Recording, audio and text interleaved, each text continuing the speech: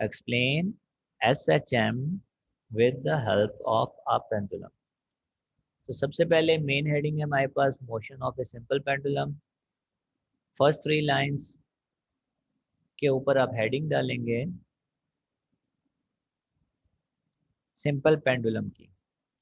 ये basically simple pendulum के बारे में यानी कि उसकी एक किस्म की डेफिनेशन है जिसमें बताया गया है कि ये एक मेटल का बॉब होता है, लोहे की एक गोली होती है जिसको एक स्प्रिंग के साथ ज्वाइन किया होता है थ्रेड के साथ, और उसका दूसरा एंड जो होता है स्प्रिंग का वो किसी स्ट्रॉन्ग सपोर्ट के साथ जुड़ा होता है।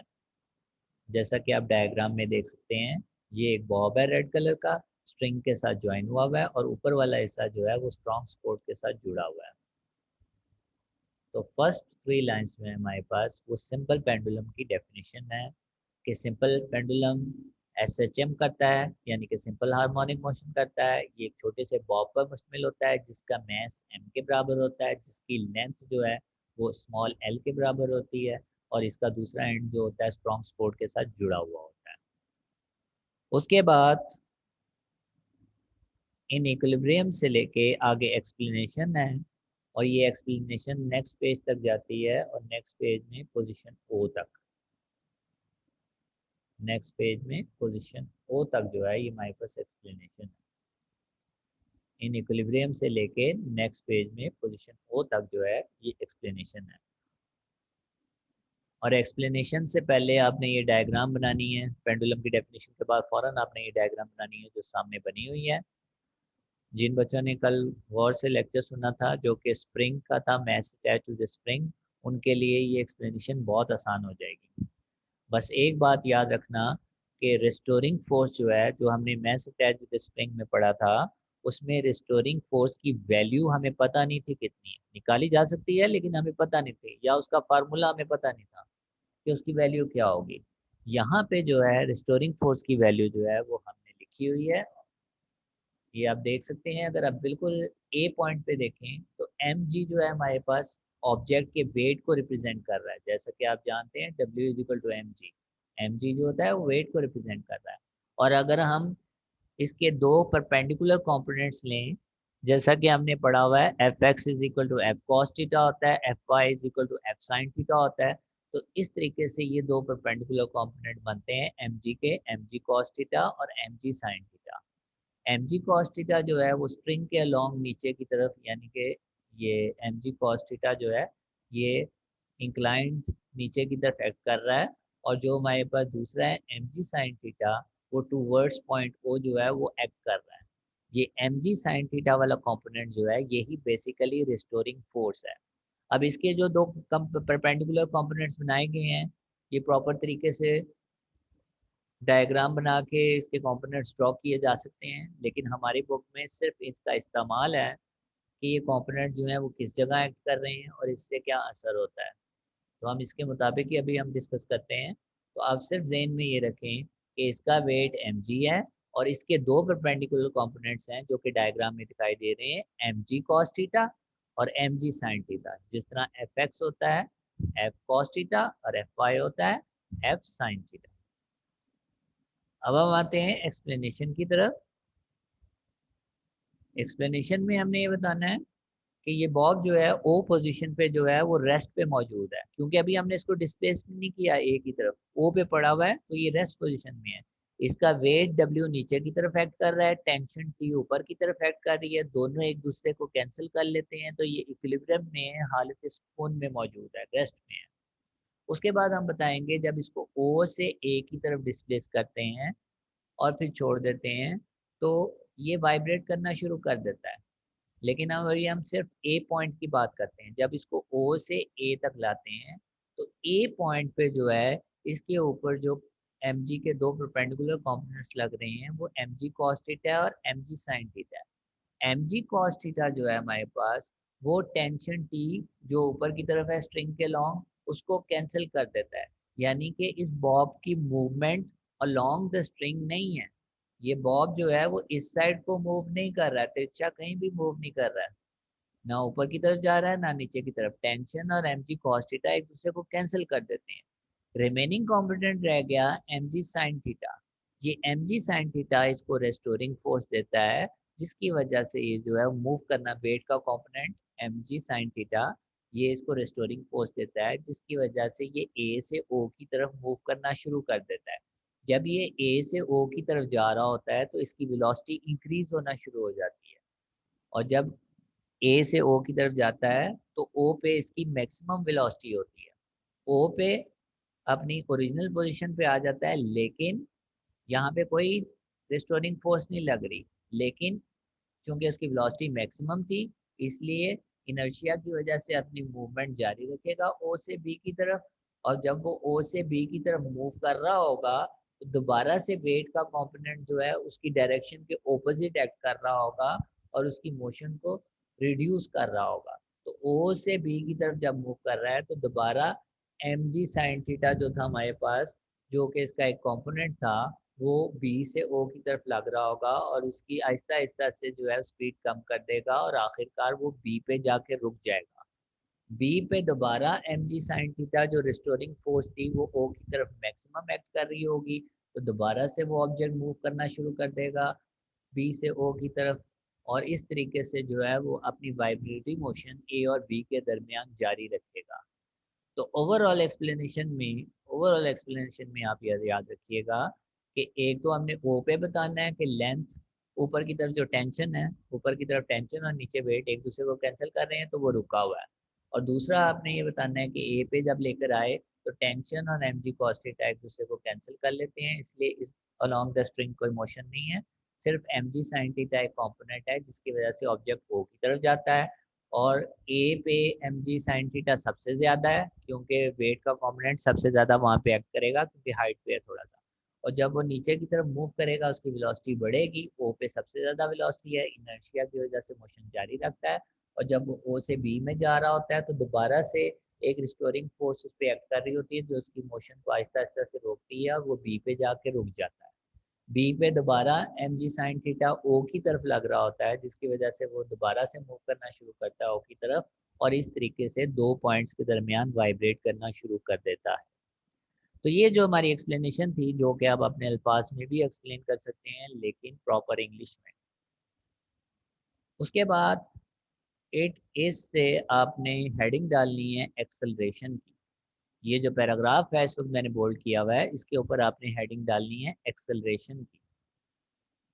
और एक्सेलरेशन की हेडिंग डालने के बाद आप याद रखें हमने जो एक्सेलरेशन की हेडिंग में बताना है वो सिर्फ हमें बताना है कि एक्सेलरेशन की डायरेक्शन जो है वो किस तरफ होगी। जब ऑब्जेक्ट ए पे मौजूद होता है, when object is at point A, the maximum restoring force is acting which is M sin theta, तो मैक्सिमम रेस्टोरिंग फोर्स लग रही है। तो उसकी velocity, its velocity increases when it moves from A to O, जब A से ओ की तरफ जाएगा उसकी वेलोसिटी बढ़ रही है। और जब किसी ऑब्जेक्ट की वेलोसिटी बढ़ रही होती है तो एक्सेलरेशन उसी तरफ होता है जिस तरफ ऑब्जेक्ट मूव कर रहा है, यानी कि एक्सेलरेशन की डायरेक्शन भी ए से ओ की तरफ और उसकी वेलोसिटी भी बढ़ रही थी, इसलिए एक्सेलरेशन की डायरेक्शन भी ए से ओ की तरफ और उसकी वेलोसिटी भी बढ़ रही थी ए से ओ की तरफ। इसी तरह जब हम बात करेंगे ओ से बी की तरफ तो उसकी वेलोसिटी डिक्रीज होती है जब वो ओ से बी की तरफ बॉब मूव कर रहा है। और जब वेलोसिटी डिक्रीज हो तो उसको हम नेगेटिव एक्सेलरेशन कहते हैं क्योंकि रिटार्डेशन प्रोड्यूस होता है। हमने 9th क्लास में पढ़ा था एक्सेलरेशन की डायरेक्शन हमेशा मोशन ऑफ द ऑब्जेक्ट के ऑपोजिट होती है, यानी कि ओ से बी में जब ऑब्जेक्ट जा रहा है उसकी वेलोसिटी कम हो रही है और एक्सेलरेशन की डायरेक्शन बी से ओ की तरफ है। तो एक्सेलरेशन की डायरेक्शन हमेशा मीन पोजीशन तक की तरफ ही रहती है जब कोई ऑब्जेक्ट सिंपल हार्मोनिक मोशन कर रहा होता है या वाइब्रेटरी मोशन कर रहा होता है। तो यही बात जो है इस पैराग्राफ में हमने एक्सप्लेन करनी है। जब आप रीड करेंगे तो आपको यही बात पता चलेगी कि वेलोसिटी अगर इंक्रीज हो रही है तो एक्सेलरेशन उसी तरफ है जिस तरफ ऑब्जेक्ट जा रहा है, अगर वेलोसिटी डिक्रीज हो रही है तो acceleration opposite to the direction of the motion of the object है। तो एक्सेलरेशन की हेडिंग के बाद आपने हेडिंग डालनी है सिंपल हार्मोनिक मोशन की और उसकी डेफिनेशन करनी है। इससे पहले यानी कि एक्सेलरेशन की जब हमने हेडिंग कर ली, इसके बाद जो कुछ लिखा हुआ है वो भी हमने नहीं करना है। ये जो हिस्सा है बेशक यहाँ पे कट भी कर सकते हैं, आपने सिर्फ ये बोल्ड हुआ हुआ यहाँ पे आना है। और ये है SHM की हेडिंग। सिंपल हार्मोनिक मोशन की डेफिनेशंस दो है हमारे पास। कोई भी एक आपने याद रखनी है, एक 169 पेज में मैंने आपको कल करवाई थी, आप बेशक वही डेफिनेशन यहाँ पे लिख लें। ठीक है, ये डेफिनेशन भी उसी बात को इंडिकेट करती है और जो एंड में लिखा हुआ है दोनों का मतलब एक ही है। तो इसको अभी हम एंड में स्टडी करेंगे। फिलहाल डेफिनेशन आपने 169 से यहाँ पे लिख देनी है। उसके बाद नेक्स्ट पैराग्राफ नहीं चाहिए, ये जो नंबरिंग वाला पैराग्राफ है इस पे आप हेडिंग डालें, और हेडिंग है इंपॉर्टेंट फीचर्स ऑफ SHM। देखो स्टार्ट में लिखा हुआ है इंपॉर्टेंट फीचर्स ऑफ SHM। जब कोई ऑब्जेक्ट सिंपल हार्मोनिक मोशन कर रहा होता है तो वो लाजमी इन फीचर्स को सेटिस्फाई करता है। ये कौन कौन से हैं? अगर आपने सिंपल हार्मोनिक मोशन की डेफिनेशन याद कर ली है तो उसकी डेफिनेशन में ही पहले तीन पॉइंट्स मौजूद है। डेफिनेशन में लिखा होता it is an oscillatory motion, to and fro oscillatory motion. तो पहला पॉइंट भी यही है, a body executing SHM always vibrate about a fix point, यानी कि वो वाइब्रेटरी मोशन करता है फिक्स पॉइंट के गिर्द। अगर आपको डेफिनेशन याद हो तो उसमें लिखा हुआ था acceleration is always directed towards the mean position. तो सेकंड पॉइंट में भी यही है, it's acceleration is always directed towards the mean position. और डेफिनेशन में लिखा हुआ था एक्सेलरेशन जो होता है मैग्नीट्यूड ऑफ एक्सेलरेशन उसके डिस्प्लेसमेंट के डायरेक्टली प्रोपोर्शनल होता है।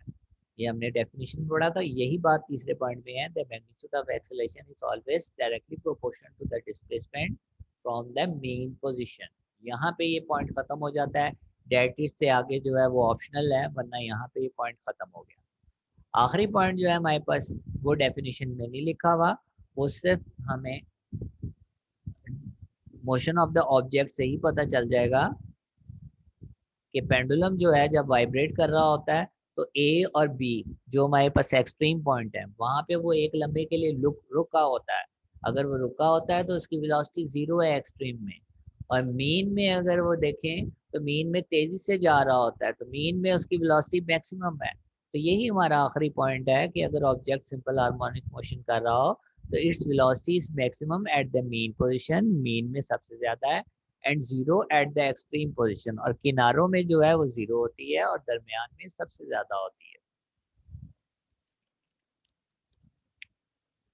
उसके बाद छोटी छोटी डेफिनेशंस हैं इस सवाल के साथ जो आगे आपको नजर आ रही हैं। कुछ टर्म्स हैं लेकिन आपको ये इसकी ज़रूरत नहीं है, ये लाइन आप कट कर सकते हैं। सिर्फ आपने ये हेडिंग्स डालनी है और इनकी डेफिनेशन करनी है। वन वाइब्रेशन या वाइब्रेशन क्या होता है?